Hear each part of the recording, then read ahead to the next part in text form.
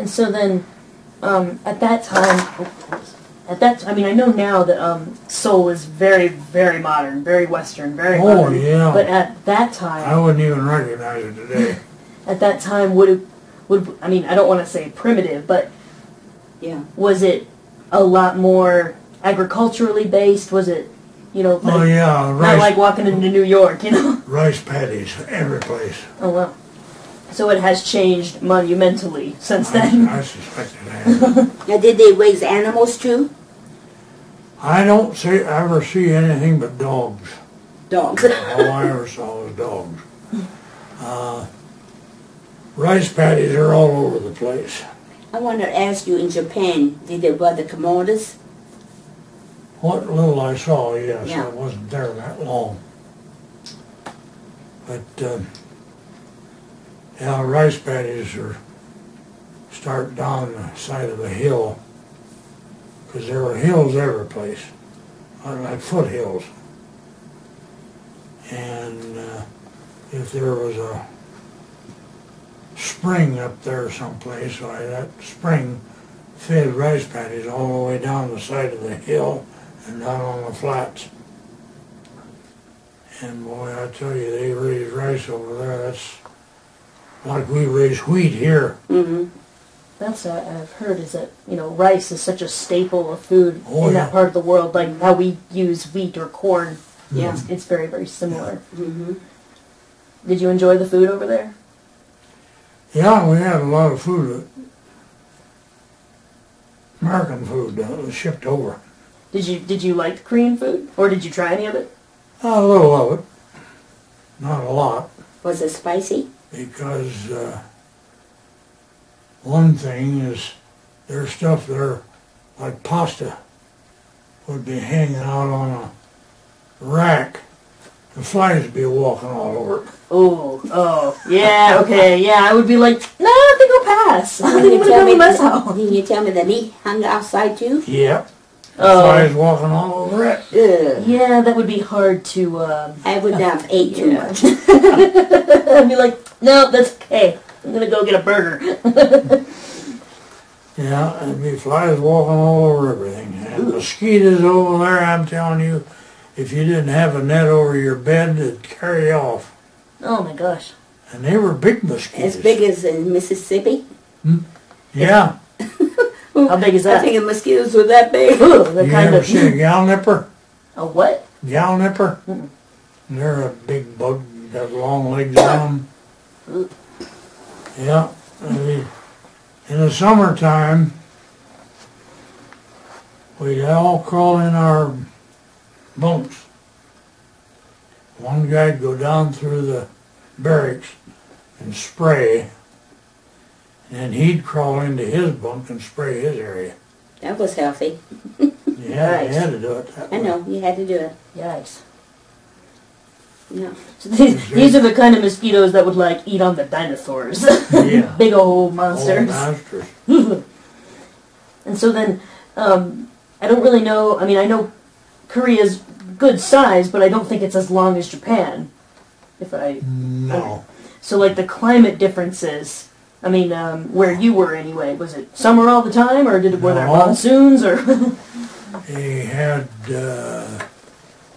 hot weather, as hot as we have here, and just as cold.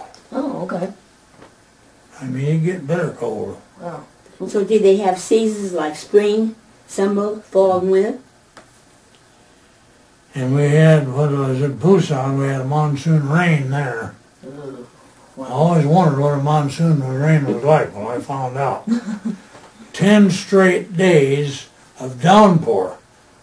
Now, I mean downpour. I don't mean just a steady, easy rain. It was a downpour. You couldn't even go from one building to another, even with a raincoat on, without getting wet. Wow. One afternoon, about halfway through, the clouds parted for a little bit, closed back up, and started in again. Water running every place.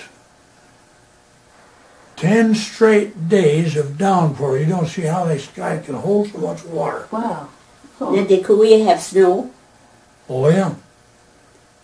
Got deep, did it? What? Got deep? Not that I remember Yeah. it getting very deep. It's real cold over there. Was that when you were in the north, or was that when you were in Seoul? Incheon is where Incheon. it coldest, yeah. We had these little oil stoves in our barracks that run on fuel oil to keep us warm. And were there sections, because I actually don't know a whole lot about the geography of Korea, like, or were there mountainous areas? Oh yeah. Yeah. Yeah, it's a hilly country. Yeah. Foothills all over the place. Wow. About 400 or 500 feet high. But we also mountains. Not so much mountains as foothills. Okay. And so then did you, you talked a little bit about music when you were wandering around on the street like a crazy person. Did you get to kind of get acquainted with any other kind of traditional Korean music, or did they listen to American music? Well, I didn't mingle too much with the Koreans as far as their homes were concerned.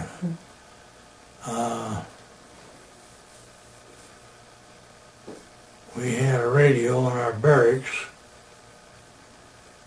It was a Heathkit from Benton Harbor. So you could pick up American music? Mm-hmm. One day we had a station on. Boy, they were just giving the U.S. Hail Columbia. Finally identified themselves as Moscow, Russia. I actually don't know that turn of phrase. Hail Columbia? What does that mean? Giving us the devil. Oh! I didn't know that. I've never heard that turn of phrase before. Yeah, no, they were ripping this country apart like you wouldn't believe. I wonder, where's that coming And from? who did you say it was? Moscow, Russia. Yeah, the Russians.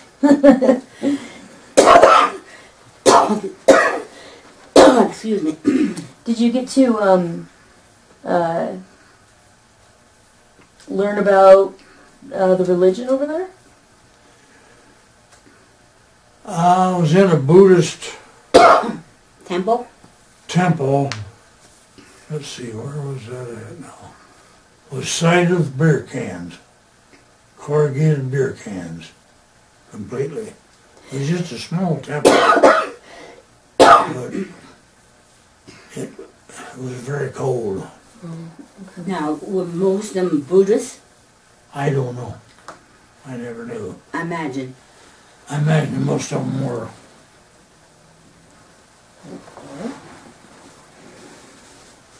And then, now, like, I had some friends who went and taught English over in China, and the locals were, like, kind of freaked out by them because, you know, they're the only white people for miles and miles and miles.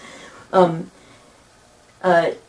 you have any insights on maybe what the native Koreans thought of all these American service members suddenly, you know, crashing their party? Or, well, coming to visit, not really crashing their party. They probably were thankful, wouldn't they, that you were Yeah, there? they were very thankful to have their country. But we were given strict orders to stay out of their elections. Oh, well, yeah, Out of that's, what? Their elections.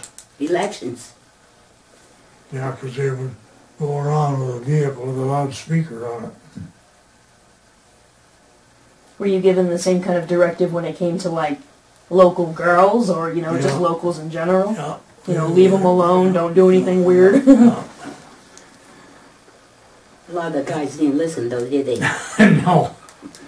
And like I said, they could get a disease and rot their male organs right off. Yeah, that's I don't know whether that happened or not, but that's what we were told. They tried to scare the guys out, didn't they? Well, I wouldn't be surprised, though. We were told a lot of things. I don't know how much was true and how much was false. that definitely is something that, yeah, you know, I mean, and I imagine it's very difficult when you get to go to a new country and suddenly all these people and they're really different and you want to meet them, and they, you know, and then guys, you know, it's like, oh wow, these chicks are so different from American chicks back home, and then it's like, dude, be careful here, you know, you don't want to lead these girls on. then you don't want to end up in a place you don't want to be in. Did you see the pretty Korean girls? Hmm? See the pretty Korean girls? A few of them weren't bad looking. Did they hit on you? No. From what I understand, their culture is a little more reserved than ours is. Yeah. Where ours is a little more open. And When I first got over there, we had a fellow by the name of Serenko that was our mailman. And he's the one that all the mail came into, and if we had mail to go out, we gave it to him, and he took care of it. And he went out to a Korean home one day. I walked with him, and it was up on the other side of a railroad track. Well, he went on into the home. I sat down on the railroad track and just stayed there. Pretty soon I saw this Korean woman come out and go. uh-oh. I just sat there and watched her. Well, I'm very glad you did. So you know why you went in? Oh. Well, I don't know whether he went in to have anything to do with her or not, but Well, why would he go in? I don't know if he knew Well, or not. I can put two and two together. Anyway, he was in there a little while and he came back and we went back to the company compound. But I never entered a Korean home the whole time I was over there. Wouldn't have been a good idea. I suppose, I mean, even when I was going to go to Turkey, they kind of, like, you have to be very careful, especially, Oh yeah. And if any shenanigans happen at all, like, you'll be the first person they blame.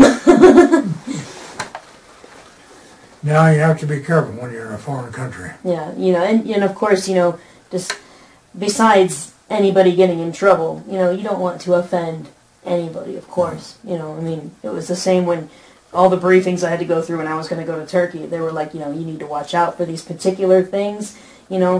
They're not going to mean to get mad at you because they know that you won't understand, but still, don't offend. You didn't get to go to Turkey then. No, 2 days before I was supposed to go, they said no because of the lupus and everything that came up. I wanted to go so bad, but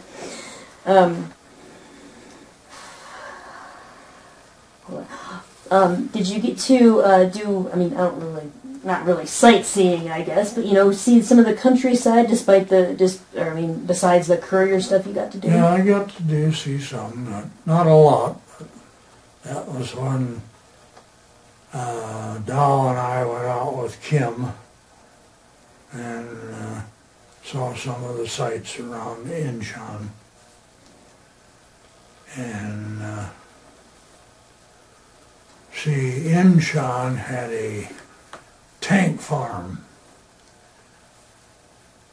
I don't know how many tanks are out in the hills, but must have been a good dozen of them, 100,000 gallon steel tanks. Wow. And pipelines going out there. Some of them had diesel fuel, some of them had gasoline. And there was pipelines running out to them, and pipes running out across the mud flats to tankers that would anchor offshore and pump the fuel in there. Wow. And we had to help this pipeline outfit one time build some of those pipelines. Wow. And those pipes were about 6-inch diameter steel pipes, 21 feet long. Oh, wow. And there was 2 of us on each end. Boy, Boy, were those boogers heavy. Yeah, I bet. Wow. And we had a shoulder thing that went over our shoulders to help lift them up. But boy, they were still heavy. That sounds backbreaking. And we moved, I don't know how many of them, because they were getting behind and getting the pipeline, one pipeline built. Huh.